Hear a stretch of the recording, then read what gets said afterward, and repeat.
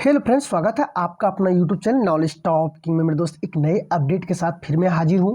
जैसा कि आप थंबनेल में देख सकते हैं कि काउंसलिंग की प्रक्रिया शुरू 4 नवंबर तक ज्वाइनिंग होगा। देखिए, हमारा टारगेट रहता है स्वास्थ्य विभाग से जुड़ी जो भी न्यूज़ हो, चाहे वो छोटा न्यूज़ हो या बड़ा न्यूज़ हो, सारा न्यूज़ कवर करने का हम टारगेट रखते हैं और सबसे लेटेस्ट जानकारी देने का कोशिश करते हैं। ठीक है, देखिए इसमें क्या होता है, चाहे डॉक्टर का न्यूज़ हो या एएनएम, जीएनएम या फिर एक्सरे या लैब टेक्नीशियन, सारे न्यूज़ों को हम कवर करते हैं। क्यों जानते हैं?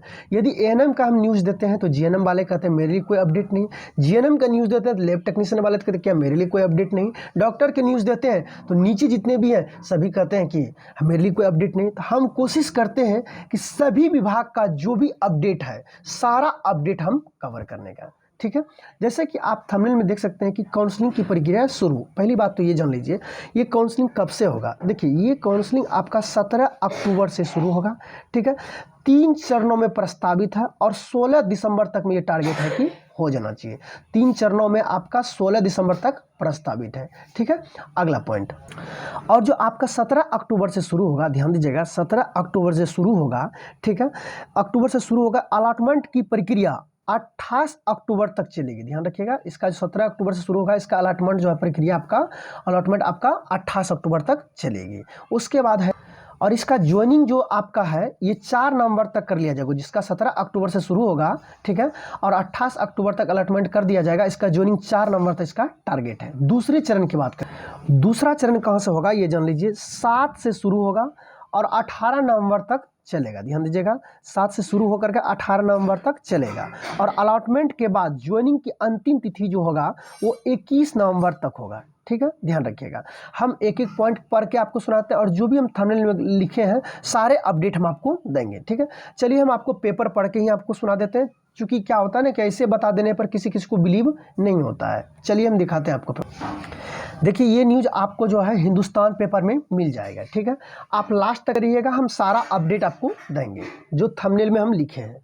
मेडिकल काउंसलिंग कमेटी ने स्टेट काउंसलिंग 85% एमबीबीएस व बीडीएस सीटों की शेड्यूल जारी कर दिया गया है। ठीक है, एमसीसी के अनुसार स्टेट कोटे के एमबीबीएस प्रथम वर्ष व अन्य समकक्ष कोर्सों के लिए प्रथम वर्षों के लिए काउंसलिंग 17 अक्टूबर से शुरू होकर के 3 चरणों में 16 दिसंबर तक प्रस्तावित है। ठीक है, काउंसलिंग के पहले राउंड की प्रक्रिया 17 अक्टूबर से शुरू होकर के अलॉटमेंट तक की 28 अक्टूबर तक चलेगी, जैसा कि हम आपको बताए थे, बिल्कुल सही है। उसके बाद 4 नवंबर तक ज्वाइनिंग देनी होगी। ठीक है, दूसरे चरण की प्रक्रिया 7 से 18 नवंबर तक चलेगी और अलॉटमेंट के बाद ज्वाइनिंग की अंतिम तिथि 21 नवंबर तक होगी। ठीक है, सबसे पहली बात तो ये डॉक्टर के लिए है, ध्यान दीजिएगा।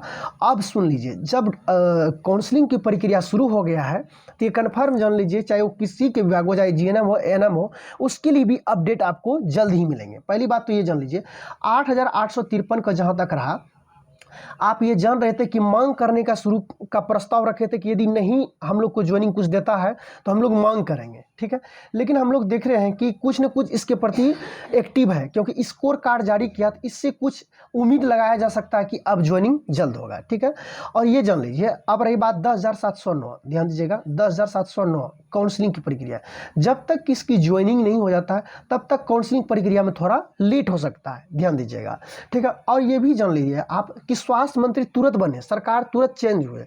ठीक है, सरकार तुरंत चेंज हो जाने के बाद तुरंत कोई एक्टिविटी प्रक्रिया नहीं करते हैं। और दूसरी नंबर बात, ये जो बहाली है पहले सरकार की है। ठीक है, अभी नई सरकार की नई बहाली देना अभी बाकी है, ये भी ध्यान दीजिएगा।